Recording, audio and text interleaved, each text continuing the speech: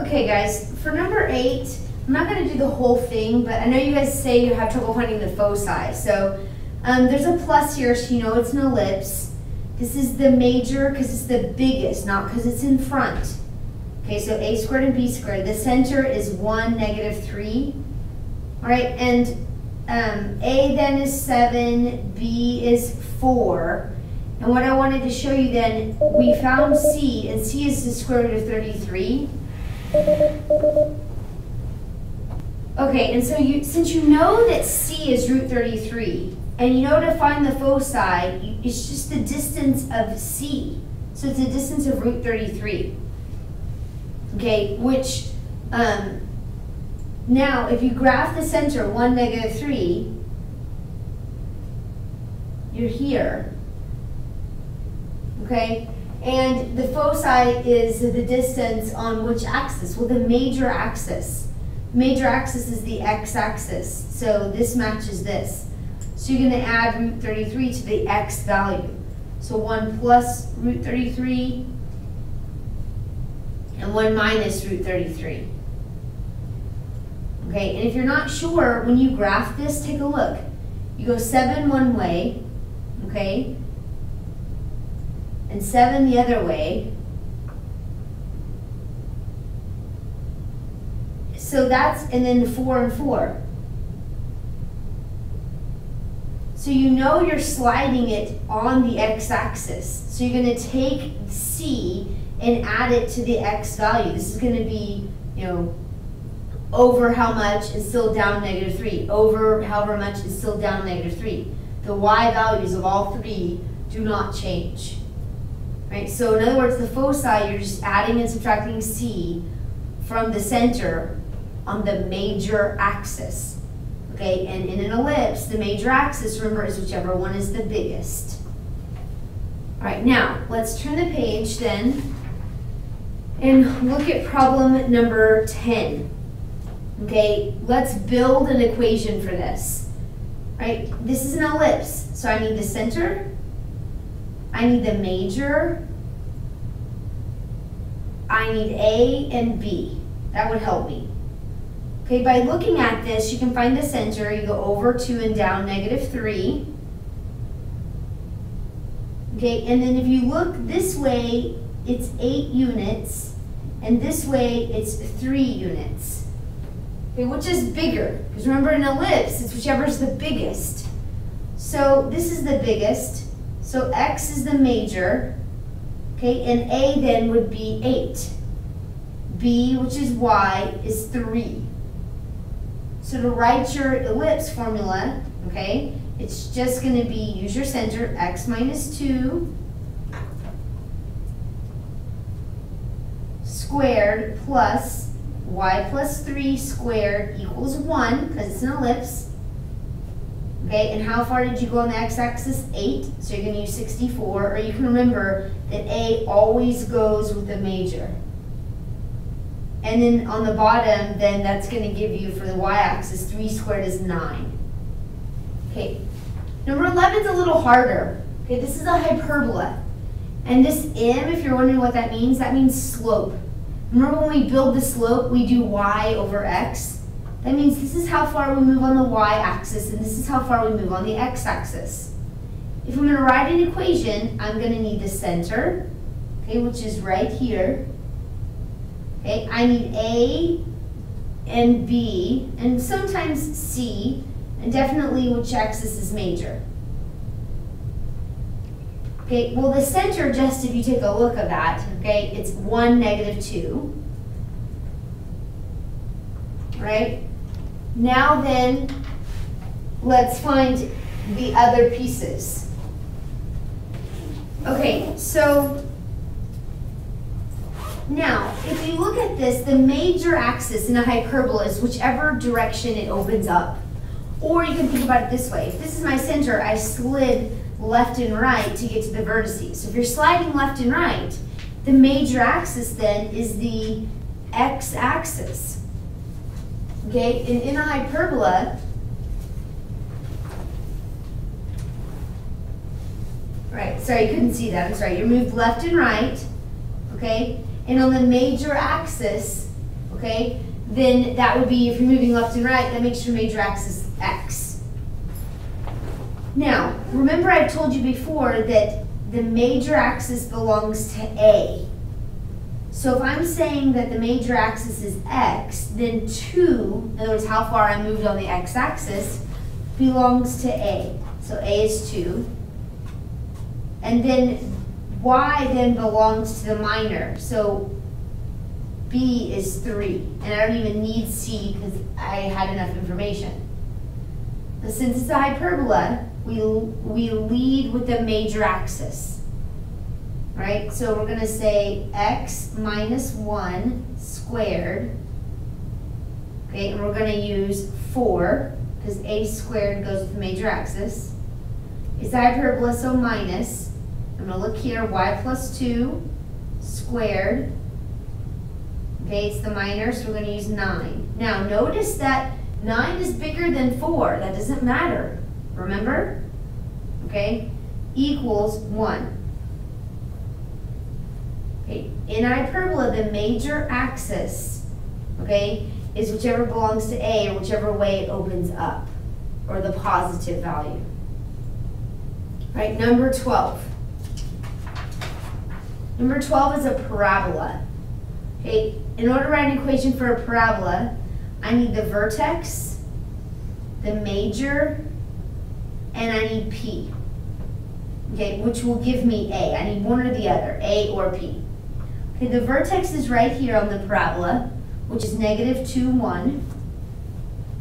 The major axis, just like an ellipse, is going to be determined which way it opens. Or you can think about it this way. This is the vertex, and I slid to the right. I slid on the x-axis. So x is the major. Okay?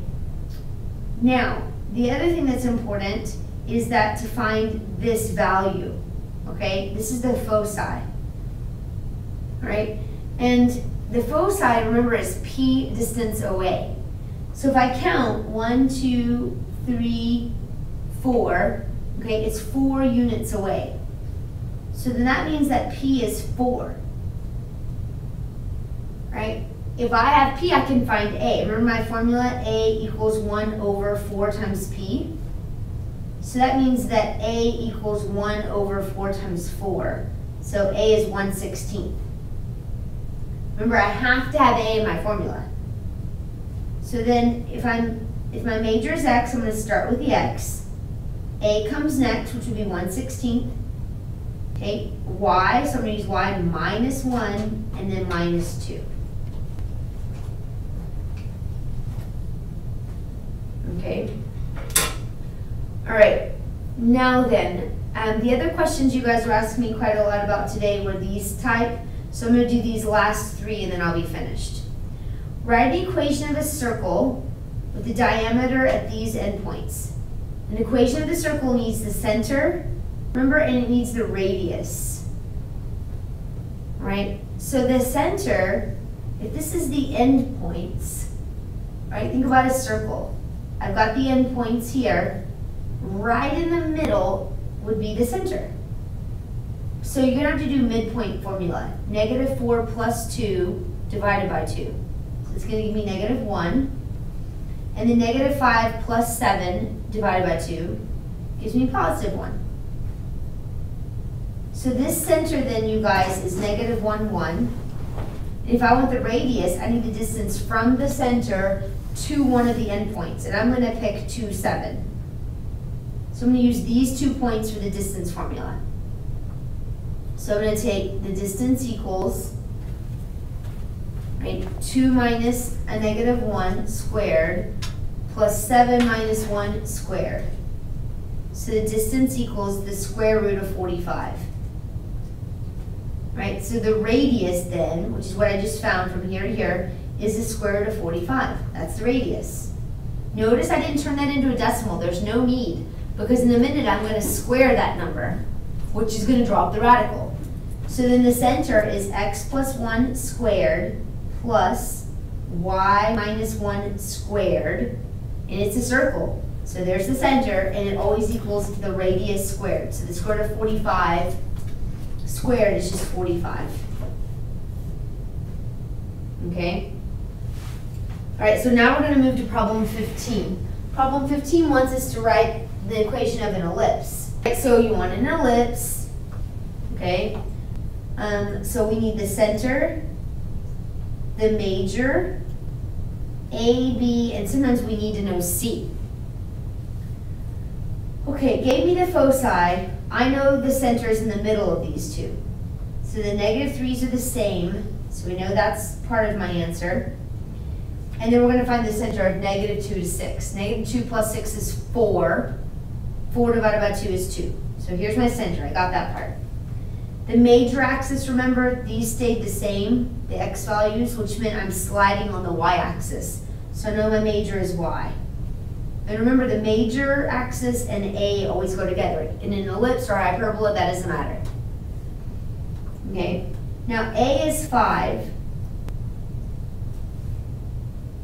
All right? So now then we're going to move to finding B and C. Okay, guys, it doesn't shout at me either one of these. But you should always know by now that I can come up with C if I find the distance, between the center and a foci. Okay, so if I find the distance between these two. So let's look at the distance between these two. Here's my center, here's a foci. The 3's are the same. So how far is the 2 to 6? It would be how many units?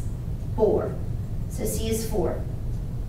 Now because it's an ellipse, and the formula for an ellipse is a plus.